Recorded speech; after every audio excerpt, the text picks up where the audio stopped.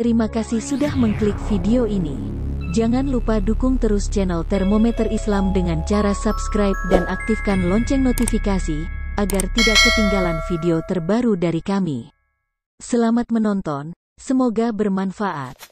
Wahai orang-orang yang beriman, bertakwalah kalian kepada Allah dengan sebenar-benarnya takwa, dan janganlah kalian mati kecuali dalam keadaan beragama Islam.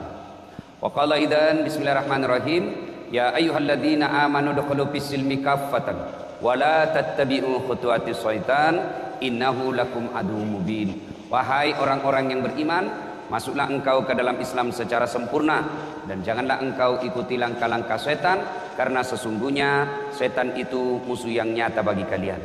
Dan setan yang ada di tengah-tengah kita bentuknya handphone. Nah, ibu bapak saudara-saudara sekalian, pada taklim kita kali ini saya ingin menyampaikan sebuah doa yang mudah-mudahan kita bisa amalkan. Doa itu begini bunyinya. A'udzubillahi minasyaitonirrajim. Bismillahirrahmanirrahim. Allahumma inni a'udzubika. Kalau kita sendiri, ya Allah, lindungilah saya. Allahumma inni. Kalau kita berjamaah, Allahumma inna. Ya, ini ya. Itu biasa ada imam tidak tahu bahasa Arab. Nah, dia berdoa mimpin doa. Allahumma inni. Dalam hatiku, tidak mau dia amin, kan dia saja mendoakan dirinya. Ya toh? Allahumma inni, ya Allah, lindungilah saya. Siapa saya? Yang baca doa. Kita di belakang makin bilang amin, padahal tidak ada bagian tak. Ya, nah, mestinya Allahumma inna, ya Allah, lindungilah kami. Itu kalau kami, siapa saja yang dengar, biar dia dengar. Kalau dia tidak bilang amin, tidak dapat kok. Makanya kalau baca doa, imamnya kasih dengar dan baca yang umumnya orang hafal. Kadangkala kita di belakang ini baik sangka saja biar tidak didengar, tidak ditahu apa nama minta imam, kita aming-amingi. Amin. Amin. Amin. Anak muda atau duda di belakang, yang jadi imam duda tuh pasti minta, ya Allah, berikan kami jodoh. Nabi bilang bapak di belakang, amin. Percaya itu istri tak berbilang lagi amin. Nabi bilang tompa istrinya dari belakang, amin. Berarti ibu restui suaminya kawin lagi ya. Allahumma inni a'udzubika min qalbin la yahsha. Satu, itu ada 4 isinya di doa. Ya Allah, lindungilah kami, lindungilah saya dari hati yang tidak bisa khusyuk. Ini penyakit ini. Penyakit Pak. Kita tidak bisa khusyuk dalam sholat. Banyak orang bertahun-tahun sholat, tapi rasa-rasanya tidak pernah menikmati namanya khusyuk. Apa itu khusyuk Ustaz? Apakah khusyuk tidak ingat apa-apa? Bukan khusyuk namanya itu. Kalau sholat tidak ingat apa-apa, itu namanya tidur. Bisa itu sholat tidak ingat apa-apa, itu orang tidur itu atau orang pingsan. Lalu apa itu khusyuk? Fokus pada apa yang kita kerjakan. Bagaimana mencapai khusyuk dalam sholat? Al-Quran mengajarkan ada 3 cara meraih khusyuk dalam Al-Quran. 1, sempurnakan wudhu'mu. Ini dulu, kalau bapak mau khusyuk dalam sholatnya, maka langkah pertama sempurnakan wudhu'mu. Bukan dikatakan perbaiki, tapi sempurnakan. Berarti ada orang wudhunya sah tapi tidak sempurna. Pada saat mana wudhu kita tidak sempurna? 1, pada saat membasuh siku, tangan sampai ke siku. Quran mengajarkan membasuh caranya dari jari-jari ke siku. Coba itu buka Quran. Basuhlah dari jari-jari ke siku. Berarti begini prakteknya. Ya toh? Yang kita praktek dari siku ke jari. Bagaimana prakteknya? Buka keran. Berarti itu dari siku ke jari. Terutama kita yang sudah tua, yang sudah pensiun, sudah muka-maka sakaratil maut. Nah itu kalau kita basuh siku, lipat itu sikuta. Kenapa? Karena di belakang ada keriput. Ibu-ibu, coba beda. Bandingkan sikunya cucuta dengan sikuta. Bandingkan. Sikunya anak SMA dengan yang sudah 80 tahun. Bandingkan. Yang anak SMA, biar dia tidak lipat, itu tidak ada keriputnya dilihat. Tapi kita yang sudah tua, pasti banyak keriputnya. Jadi ketika kita tidak lipat kita punya siku, maka pasti air tidak masuk dalam siku. Kalau kita yang sudah muda, masih muda, apa tahu godaannya setan? Dia pakai lengan panjang. Coba, pakai lengan panjang seperti ini toh. Cara lipatnya dia cuma begini. Nah, coba lihat. Cara lipatnya begini. 100% tidak sah wuduknya. Kenapa? Tidak kena sikunya. Karena ini wajib siku. Maka ketika kau linting bajumu, di atasnya siku. Nah, Ini baru betul. Tapi kalau di sejajar siku, berarti sikumu tidak kena air, tidak sah wudukmu. Tidak sah wuduk, otomatis sholatmu tidak sah. Nah, ini kalau dengan panjang. Kalau perempuan yang banyak membuat tidak sah sholatnya, tanpa dia sadari akhirnya tidak sah sholatnya gara-gara wuduknya tidak sah. Apa? Lipstick, eyeshadow, dan lain-lain. Apa namanya itu yang di pipi? Merah pipi. Kalau biru tahu? Biru pipi. Nah, lipstick. Bu, lipstiknya terlalu tebal. Airnya apa? Bibirnya tidak tersentuh air. Atau yang bedak-bedaknya di sini terlalu tebal, tidak tersentuh air. Maka ketika mau wudhu, maka ibu-ibu bersihkan dulu itu. Nah, ini yang menjadi masalah kalau dia pergi pesta. Karena bilang 300.000 nih salung. Airnya begini di wudhu. Iya. Nah, maka kalau mau khusyuk, yang pertama langkah sempurnakan wudhu. Yang kedua yang paling banyak kita lalaikan ketika wudhu apa? Membasuh kaki. Anak-anak ini biasa anak SMA, anak SMP, guru-guru. Apalagi kalau rakaat ketiga nih, habis lewat. Tenang kau saja, kau bisa masbuk. Bisa kau masbuk. Meskipun sudah rakaat keempat, at-tahiyyat itu imam, selama dia belum sholat, belum salam, berjamaah juga namanya itu dapat ke pahala 27. Jadi tidak usah kau buru-buru, tidak usah lari-lari. Pas kau lari, begitu sampai pasti kau tidak konsentrasi, kosong. Nah, maka tidak usah lari. Tidak usah lari, santai saja. Kenapa? Selama imamnya tidak salam, belum salam, masih kau dapat pahala berjamaah. Ternyata imamnya sudah salam, masih ada orang masbuk. Ada orang tadi yang ketinggalan, dia hanya dapat 1 rakaat. Tapi naik, itu kau ikuti. Ini yang banyak kita di dalam masjid. Datang masjid, berapa berjamaah di dalam. Itu tidak boleh itu. Gimana caranya? Ikuti saja yang sudah sholat. Ustaz, kita tidak tahu dia sholat sunnah. Kau ikuti saja. Ternyata dia sholat sunnah. Bukan sholatnya kau ikuti, tapi jamaahnya. Jadi tidak usah makin buru-buru. Nah, apalagi yang membuat kita yang kaki wudhu berkaitan dengan wudhu kaki. Nah, ini biasa kita tidak sempurna wudhu. Bahkan bisa jadi tidak sah. Apa? Wudhu kakinya nak kasih begini. Itu kalau wudhu ada, coba baca rukun wudhu. Paling terakhir itu rukun wudhu tertib. Apa itu tertib? Mendahulukan yang dahulu, membelakangkan yang belakang. Artinya selesaikan dulu kananmu, baru pindah kiri. Nah, yang kita praktek kanan dulu, kiri lagi, kanan lagi, kiri lagi. Nah, itu orang Bugis bilang majabuta. Nah, selesaikan dulu kanan, selesaikan tuntaskan, baru pindah ke kiri. Tidak usah lagi pindah ke kanan. Karena kalau kanan kiri bukan tertib namanya. Ya, sudah itu kaki juga. Sempurnakan dulu kanannya, baru pindah ke kiri. Nah, ini yang banyak bisa setan masuk. Ada Nabi pernah katakan, pintu masuknya setan itu kuku. Bertanya sahabat, kok bisa? Karena di kuku kalau kau wudhu, kau buru-buru, pasti tidak masuk celah-celah air di kuku. Boleh panjang kukumu, dengan catatan kamu harus lebih teliti dan lebih jeli ketika wudhu. Kenapa? Kalau dia panjang, nah, tidak masuk air di sini, tidak sah wudhumu. Maka harus korek-korek. Kan biasa ada satu seperti saya ini satu, panjang-panjang sedikit. Apa tujuannya ini? Seksi kebersihan. Kebiasa sudah makan coto, tidak bawa sikat gigi. Nah, itu lebih bagusnya itu kalau ada siwak. Itu siwak bisa dikantong-kantongi, biar tidak pakai odol. Nah, biar tidak pakai air, langsung kasih masuk saja. Tapi jantung orang makan coto di dalam depan kasih begini, kurang ajar ke dia. Ya. Nah, ibu bapak, saudara-saudara sekalian. Ya. Bagaimana kalau membasuh kaki dan jari-jari? Sunnahnya jari-jari tanganmu kasih masuk ke jari tangan yang satu. Nah, misalnya kiri yang kita basuh, nah jari-jari tangan kanan yang masuk. Kalau basuh kaki, jari-jari tangan kita masuk, baru usap ke belakang, lalu sampai ke belakang ini kasih begini, kasih naik. Kenapa? Tumit bisa jadi tidak basah, apalagi bagian ini Pak. Kalau buru-buru gitu, ini yang paling sering tidak basah. Kalau tidak basah ini Pak, pasti tidak sah wudhu. Tidak sah wudhu, tidak sah sholatmu. Ah, inilah yang Allah jelaskan dalam Quran. Ara'aital ladzi yukadzibu biddin. Tahu tidak kamu pendusta agama? Menurut Profesor Dr. Quraish Shihab yang menafsirkan ayat ini, termasuk diantaranya pendusta agama itu sholatnya dusta. Siapa mereka? Mereka yang lalai dalam sholatnya. Kenapa lalai dalam sholatnya? Mulai dari wudhunya tidak sempurna. Ah, itu pendusta agama kita itu kena. Jadi nanti di akhirat kita bilang, Tuhan, mana pahala sholatku 40 tahun? Dia bilang, Tuhan memang kau sembahyang tapi tidak sah. Kenapa bisa? Dikasih lihat video tak? Kan itu kita itu Pak, 24 jam ada CCTV. Ini kalau CCTV na mesti keluar kita nak lihat makin. Tapi CCTV-nya Allah namanya Raqib dan Atid. Nah syuting kau terus 24 jam. Biar tidur lagi di toilet, nanti nak putarkan ke Tuhan. Inikah sholat yang saya ajarkan? Kita bilang tidak ku tahu. Kenapa kau tidak tahu? Saya kasih kau otak, kau sarjana, kau kaya, bagus, sehat. Kenapa kau tidak tahu? Tidak pernah dengar dakwah. Kenapa kau tidak pernah dengar dakwah? Sepak bola kau begadang sampai pagi, main game kau begadang sampai pagi. Kenapa kau tidak pernah belajar soal sholat? Nah itu sholat kau pakai 24 jam. Bagaimana sholat kamu bagus pak? Coba jujur ki bede. Dalam hati tak mau, jangan kasih tangan tak, pasti malu-malu ki. Jujur maki. Berapa tahun maki sholat?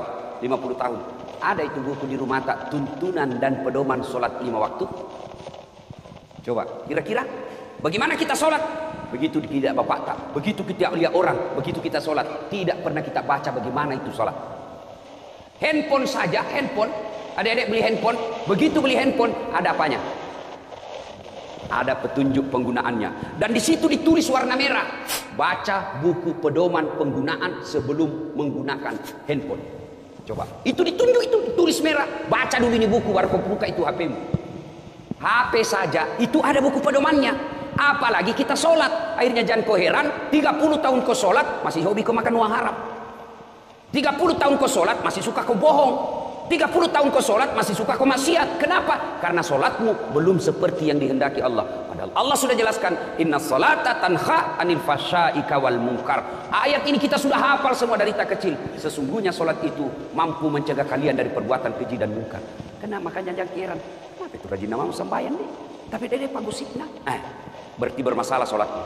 Kenapa itu rajinnya sholat dede sekit namamu, berarti sholatnya bermasalah. Kenapa tidak? Coba kita lihat sholat kita pak.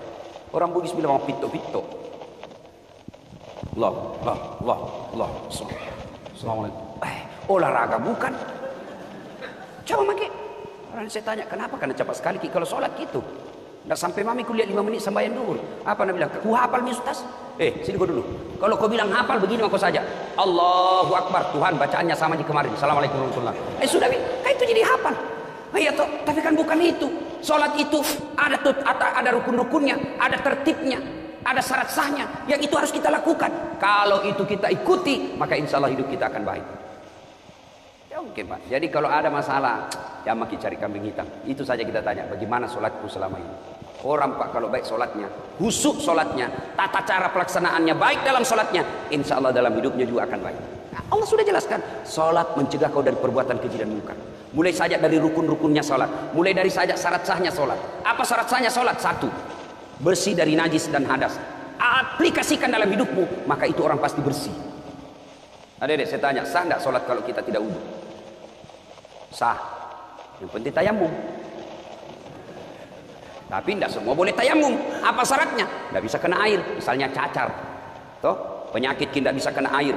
Atau subuh, kalau kena air subuh-subuh langsung menggigil, tidak bisa bernapas. Poso, asma. Boleh kok tidak? Boleh kok tayamum. Ya. Tapi dia tidak wudhu, tidak tayamum, sah tidak? Tidak sah. Berarti orang yang baik sholatnya itu mestinya bersih dalam hidup.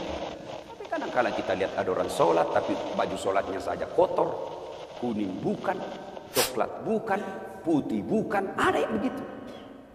Kudungnya ibu-ibu, coba dikat diam. Ada itu yang ada kayak lumut-lumut di sininya. Itu kalau orang baik sholatnya, maka dia hidupnya bersih. Maka heran kita kalau kita rajin berjamaah tapi rantas hidup tak.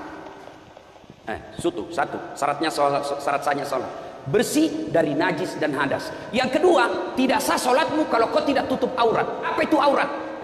Ini kalau laki-laki lutut sampai pusat. Bapak, kalau keluar rumah sholat pakai celana kolor saja, sah tidak? Sah tidak? Tidak sah.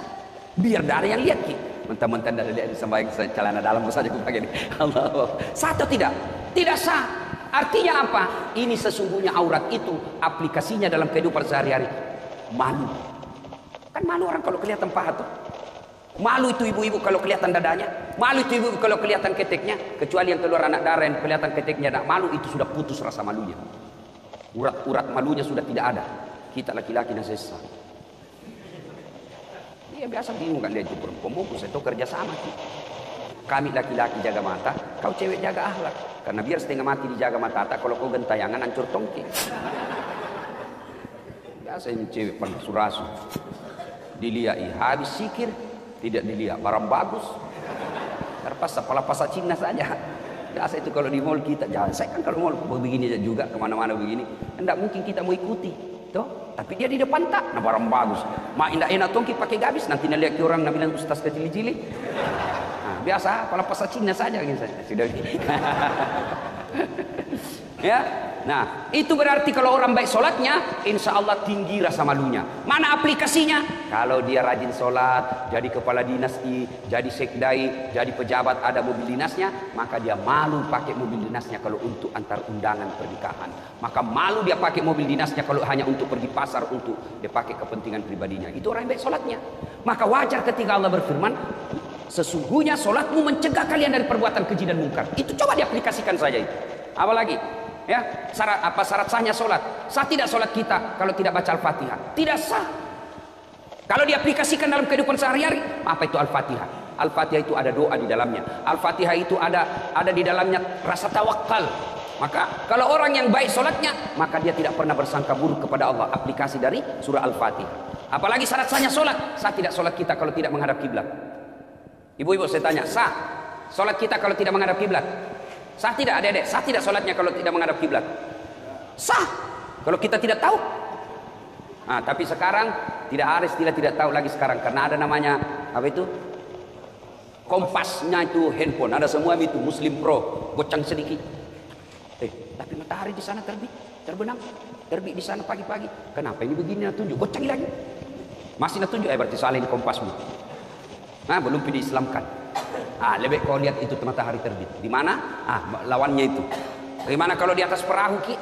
Nggak dilihat, lihat mana terbit. Oh, di sana terbit. Oh, berarti di sana terbenamnya. Sudah, kau putar perahu menghadap ke sana. Lagi sholat, tiba-tiba goyang perahu. Yang tahu mau goyang-goyang juga begini. Pak, sudah lewat yang pertama. Ya, itu yang pertama doa. Ya.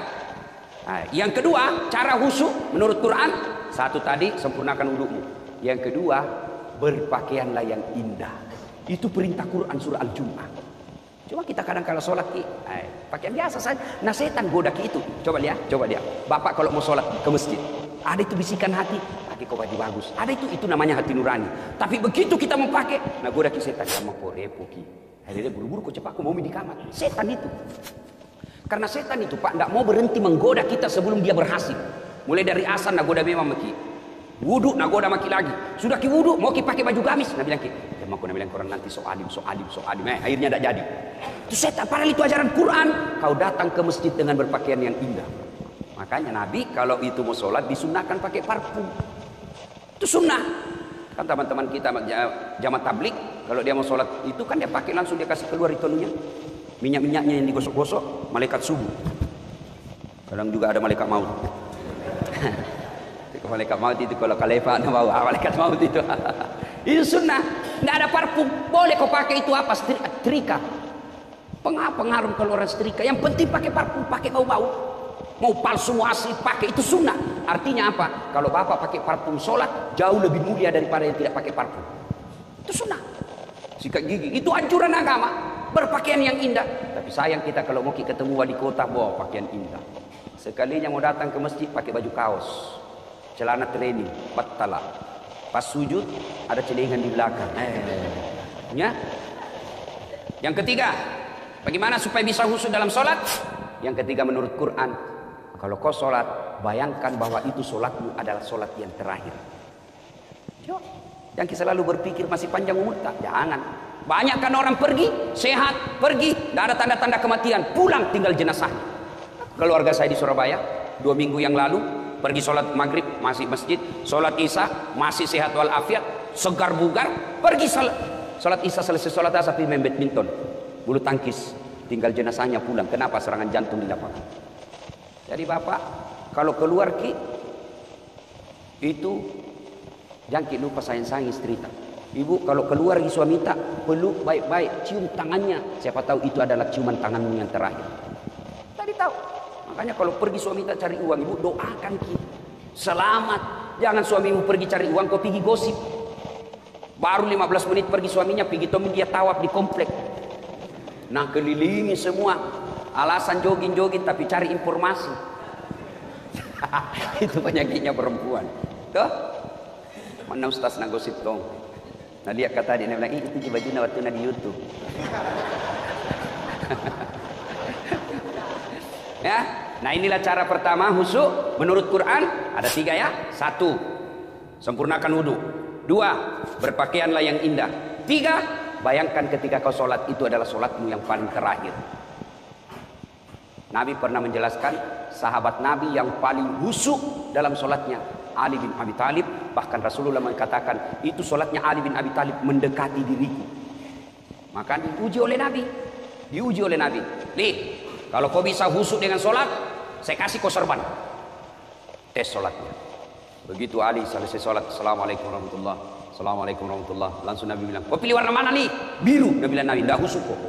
Kenapa? Berarti sepanjang kau sholat, yang kau pikir saya pilih nanti biru atau coklat. Biru atau coklat. Coba itu Ali saja, apalagi kita. Nah sekarang ada tipsnya lagi. Itu tadi menurut Quran. Dijabarkan oleh para ulama dengan memberikan tips-tips. 1, ketika kau sholat, matamu jangan seperti mata pencuri. Ada kan orang sholat seperti mata pencuri. Allah. Nah, ini dibaca semua tadi di atas ini. Sambayang, dibaca kalender. Tuh, maka ketika kau sholat, bagaimana caranya? Anjuran Nabi, lihat kau apa yang kau mau sujudi. Tanpa sujud. Ketika sholat itu kita lihat. Begitu ibu-ibu, apalagi ibu-ibu di belakang. Terbuka pintu, siapa yang lewat satu kompleks pasti kau sebut dalam hati namanya. Oh Haji Rahim terlambat ya. Lewat lagi. Oh Haji Baddu terlambat tuh. Lewat lagi. Oh ndak serasina kuduna sama bajuna. Oh semua itu. Maka ketika sholat tunduk, lihat apa yang kau sujudi. Sudah lakukan itu ternyata belum juga bisa susuk, serahkan kepada Allah. Apa? Itu bisa bagian ada pengurus masjid tidak mau pakai karpet. Kenapa? Karena karpet ada gambar-gambarnya. Nah lihat misalnya deh, Masjidil Haram, apa yang kami lagi tuh masjid pernah sudah. Tapi sebaiknya kalau banyak pensiun di dalam pakai karpet. Kenapa? Lutut nah guru. Dah kalau turunin lutut ketemu tegel pasti kalah lutut. Ya, nah, maka dikasih yang empuk-empuk ya. Nah, itu mata jangan terlalu banyak gerak. Yang kedua, jangan berkeliaran. Yang kedua, cara prakteknya dulu. Ketika sholat jangan terlalu banyak gerak. Kan Imam Syafi'i mengatakan 3 kali di batasnya gerak. Misal, tiba-tiba ada orang ikut sama kita. Tadinya berdua aja Ki, sholat. Misalnya kalau berdua kan sampingnya imam kanan sini. Tiba-tiba ada orang kasih begini anu tak. Nah, biasa ada orang dikasih begini, kasih begini. Nah, ini dia tidak tahu ini, baru saya belajar sholat. Ya, dan apakah? Ini anak-anak baru belajar sembahyang ini ya. Ya, sebenarnya itu tidak ada dalilnya itu yang begini. Tapi itu hanya kesepakatan ulama. Ya. Nah, karena orang tidak tahu kalau tiba-tiba ikut saya sendiri, tiba-tiba ada orang ikut, saya tidak tahu kalau ada ikuti Kak, maka kita biasa ini kode bahwa saya ikut. Maka yang tadinya niatku sholat sendiri, maka saya rubah niatku menjadi imam. Ternyata saya salat sunnah, tidak apa-apa, lanjutkan saja. Ternyata tadi kita tahiyatul masjid, nah ikuti ke orang, nah kira kita sholat 5 waktu. Maka begitu selesai Assalamualaikum warahmatullahi, baru kita sholat 5 waktu. Maka ini yang tadi menjadi makmum, dia menjadi imam, kita lagi ke belakang. Yang tadinya ini tadi makmum, niatnya makmum, maka roba niatmu ketika dia kembali ke belakangmu, maka roba niatmu menjadi imam. Bagaimana caranya? Jamaah aku bilang lagi usalli fardatu Allahu akbar. Saya salah itu karena 2 kali kau takbiratul ihram. Lanjut saja. Nah, sudah ya. Nah, ketika sholat jangan terlalu banyak gerak. Misalnya, kalau Imam Syafi'i itu 3 kali. Mana itu 3 kali? Gatal pipi. 1. Kalau begini, 1, 2, 3. Tidak bisa. Lewat itu makruh. Apalagi kalau kas begini, banyak itu ya. Bagaimana pada caranya Ustaz? Kalau mau diulang-ulang, 1 jari. Jantung aku hitung. 1 jari. Nah itu kerjaannya setan itu kalau sholat Pak. Kerjaannya langsung baru gatal semua terasa diri. Padahal tadi tidak ada. Setan sebenarnya itu gelek-gelek Ki. Ayo. Nah ya. Kalau melangkah kaki boleh. Langkahnya tidak boleh lagi lebih dari 3. Kalau Imam Syafi'i. Kalau Imam yang lain boleh beberapa langkah. 1, 2, 3. Sudah cukup di sini. Begitu juga kalau ke camping Ki. 1, 2, 3. Ya. Itu. Bapak saudara-saudara sekalian, berikutnya lagi, ketika sholat, usahakan yang kita baca, kita paham. Jangan dulu terjemahkan per ayatnya. Pahami saja kesimpulannya itu ayat. Halo ibu-ibu, siapa yang menghafal Al-Fatihah dengan terjemahannya? Aku kasih ke hadiah. Ayo. Hadiah umroh. Nah, bagi yang mampu. Ayo Bu, hafal Al-Fatihah dan terjemahannya. Coba bayangkan, angkat tangan. 2 Ji. Berapa tahun maki sembahyang? Kita beda bapak-bapak. Yang hafal Al-Fatihah dengan terjemahannya angkat tangan. Coba 4 Ji. Padahal kita sudah sholat 20 tahun. Coba, itu saja bukti bagaimana kita mau bisa khusyuk dengan sholat. Al-Fatihah yang kita baca setiap sholat, kita belum tahu artinya. Paling tidak kesimpulannya saja itu ayat. Maka supaya bisa khusyuk dalam sholatnya, usahakan apa yang kita baca, kita paham ayat itu. Nah ini ya, maka ini doa yang pertama. Allahumma inni a'udzubika min qalbin la yahsha. Ya Allah, lindungilah saya dari hati yang tidak bisa khusyuk. Yang kedua, isi dalam doa ini, Allahumma inni a'udzubika min qalbin la yahsha wa min nafsin la tasbah. Dari nafsu yang tidak pernah puas. Ini menyiksa manusia ini. Nafsu yang tidak pernah puas. Dunia diperbudak oleh dunia. Coba makin. Punya mobil, punya motor, mau mobil. Punya mobil, mau 2. Sudah 2, mau 3. Sudah punya 3, dia cari lagi yang harganya lebih mahal lagi. Itu perbudak dunia. Nafsu yang tidak pernah puas. Kalau orang punya nafsu yang tidak pernah puas, maka dia tidak akan pernah kaya. Dia akan merasa miskin terus. Maka kata Nabi, kalau kau mau bahagia, urusan dunia, lihat kau ke bawah. Urusan akhirat, lihat kau ke atas. Apa aplikasinya? Contoh, kita yang punya mobil, alhamdulillah, ada di mobilku, mana mau mobil tua, tetanggaku motor Ji. Kita yang punya motor, alhamdulillah, ada motorku, tetanggaku kodong sepeda Ji, kemana-mana menggayu. Kita yang punya sepeda, alhamdulillah, ada sepedaku, tetanggaku poin mana sepeda tidak ada tahu, kemana-mana jalan kaki. Kita yang jalan kaki, alhamdulillah, masih sehat Kak, tetanggaku lumpuh. Tidak bisa kemana-mana. Kita yang lumpuh, alhamdulillah masih sehat, masih bisa hidup Kak. Tetanggaku kemarin mati. Insya Allah itu ada puasnya kita. Tapi kalau dibalik, urusan dunia dia lihat ke atas. Yang lumpuh lihat yang jalan. Wih, kenapa saya menderita di sini ya? Yang jalan, nah lihat yang ada sepedanya. Yang ada sepedanya, nah lihat yang ada motornya. Yang ada motornya, nah lihat mobilnya. Yang ada mobilnya, nah lihat yang mobil baru, mobil jelek. Tidak pernah dia puas. Sebaliknya, urusan akhirat lihat ke atas. Artinya apa? Itu saja tetanggaku masih muda, rajinnya berjamaah di masjid. Apa saya ini pensiun, mau mati dan tidak pernah datang di masjid. Itu namanya lihat ke atas akhirat. Itu saja tetanggaku tidak jelas penghasilannya, tapi kalau ada Jumat pasti ada namanya disebut penyumbang. Itu namanya urusan akhirat, lihat dia ke atas. Nafsu yang tidak pernah puas. Kalau nafsu yang tidak pernah puas, maka yakin itu yang membuat kita menderita. Isi yang ketiga. Allahumma inni a'udzubika min qalbin la yahsha wa min nafsin la tasba wa min ilmin la yanfa. Ya Allah, lindungilah saya dari ilmu yang tidak bermanfaat. Banyak orang pintar tapi belum tentu bermanfaat buat dirinya. Maka kita berdoa, lindungilah saya dari ilmu yang tidak bermanfaat. Mana ilmu yang tidak bermanfaat? Ilmu yang semakin menjauhkan kita dari Allah. Jadi insinyur, jadi dokter, jadi ekonom, jadi teknokrat. Tapi ilmu yang dia pakai itu makin menjauhkan dirinya dari Allah, maka itulah ilmu yang tidak bermanfaat. Maka itu dia ajarkan kita doa, ya Allah, berikanlah saya ilmu yang mampu aku amalkan. Jangan sampai ilmu yang kita pikul, ilmu yang tidak mampu kita aplikasikan. Ini berat buat ustaz. Ini khusus doa sebaiknya diulang oleh ustaz. Kenapa? Karena kami penceramah beda dosanya ketika melakukan dosa dengan anak muda yang anak milenial. Sama-sama berdosa, sama jenis dosanya. Dosanya kalau ustadz berlipat-lipat ganda. Lima taquluna ma la taf'alun, kata Al-Quran. Kenapa kau katakan padahal kau yang laksanakan? Di akhirat nanti lebih besar dia hukumannya. Kenapa? Karena dia mendakwakan kau begini, kau begini, kau begini. Dia tidak amalkan. Itulah beratnya jadi ustadz nanti. Timbangannya luar biasa nanti. Yang keempat, kita berdoa kepada Allah. Wa min du'a la yastajabu laha. Lindungilah saya dari doa yang tidak mustajab, doa yang tidak dikabulkan Allah. Dalam hidup ini Pak, semua orang ada masalah. Dan senjata ketika ada masalah, curhat, berdoa kepada Allah. Tapi kalau doa saja kita sudah tidak didengarkan Allah, maka itu sudah paling sial hidup kita. Maka kita berlindung kepada Allah, ya Allah, lindungilah saya dari doa yang tidak diijabah. Kenapa doa kita tidak dikabulkan? Salah satu sebabnya, doa kita tidak dikabulkan, hubbi aklil haram, suka makan barang haram. Bapak-bapak yang perokok, berapa itu satu bungkus? Berapa sina? Berapa? 12, ada juga 16, ada 20 toh. Ada lagi yang kuliah rokok aneh-aneh, pendek sekali kuliah. Bulan lalu kuliah itu pendek begini putih. Kuliah harganya deh lebih 20.000. Bayangkan itu, ada kawan saya punya komunitas namanya infak beras.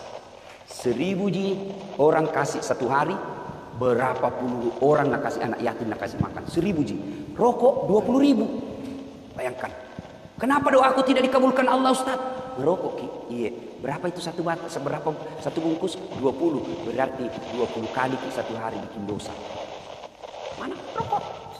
Siapa bilang haram itu rokok? Kalau kita bilang baik itu rokok, kalau kita yakin itu rokok baik, sebentar nanti selesai salat subuh panggil anak yang SMP sama SMA sini kau nak, Kiko beli rokok, kita merokok sama-sama di sini. Mau Ki kira-kira Pak? Mau Ki kira-kira di depannya anak merokok? Pasti tidak mau Ki. Mana mau kita bilang, mana mau nak kepak kalurut jangkau merokok aku tampelin kau itu. Karena kita yakin itu rokok jelek. Maka saya doakan Ki yang hadir, mudah-mudahan berhenti makin merokok. Lebih baik itu pembeli rokok tak kita tabung. Niatkan Ki kasih umroh tetangga tak yang miskin. Itu lebih berpahala daripada itu. Jangan Ki marah Pak, jangan Ki marah. Ya, jangan Ki marah. Tapi kalau mau Ki marah terserah kamu mau pulang nanti. Ya, kita berdoa kepada Allah dari doa yang tidak dijabah Allah. Apalagi penyebab doa tidak dikabulkan Allah kalau kita tidak bersalawat. Passwordnya doa itu, barcode-nya doa itu salawat. Allahumma shalli ala sayyidina Muhammad wa ala ali sayyidina Muhammad. Tahu jaki salawat Ibu toh? Ya. Sampai seperti ada mahasiswa aku dulu ujian skripsi. Supaya berkah ini ilmu saya kasih kau salawat kau kepada Nabi, salawat kepada Muhammad. Ulangi salah kok, salawat kepada Muhammad. Salah.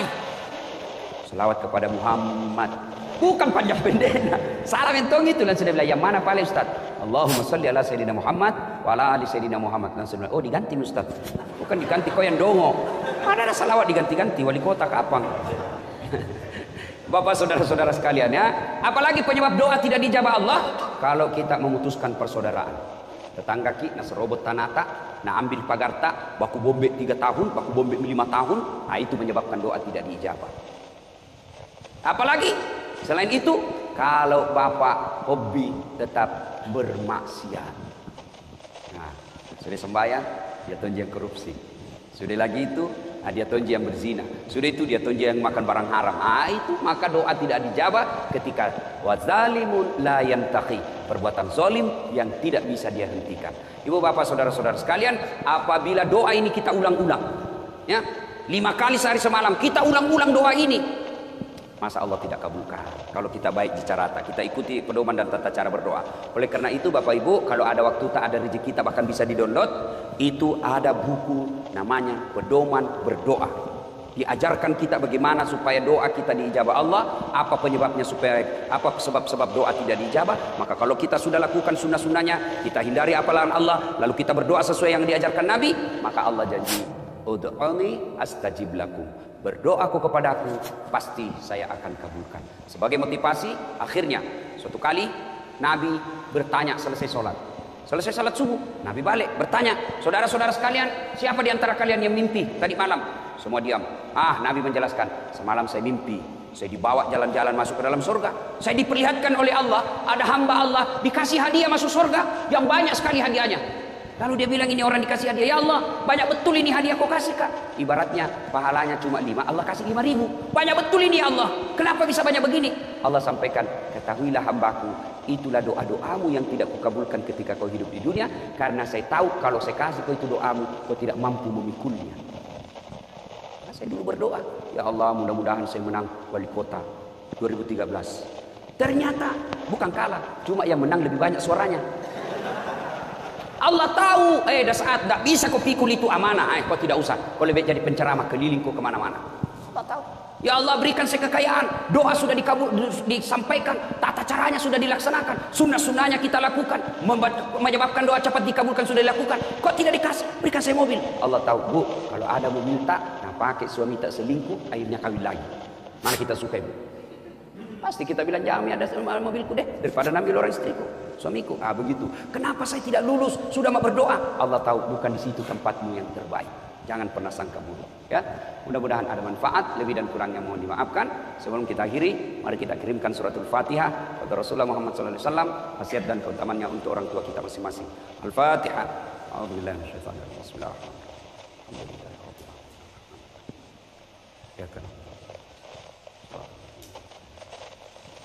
Amin. Terima kasih. Lebih dan kurangnya mohon dimaafkan. Nun wal kalam ya misrun. Billahi fi sabilil haq. Assalamualaikum.